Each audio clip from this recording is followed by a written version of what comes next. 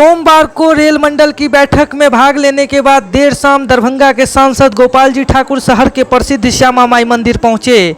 सर्वप्रथम पूजा अर्चना करते हुए सांसद ने मां श्यामा के सामने माथा टेका।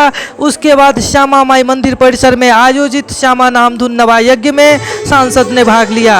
वहां उपस्थित लोगों से बातचीत करते हुए सांसद ने कहा कि यज्ञ से लोगों में नैतिकता का विकास होता है, साथ ही देवत्व शक्ति में बढ़ोतरी होती है।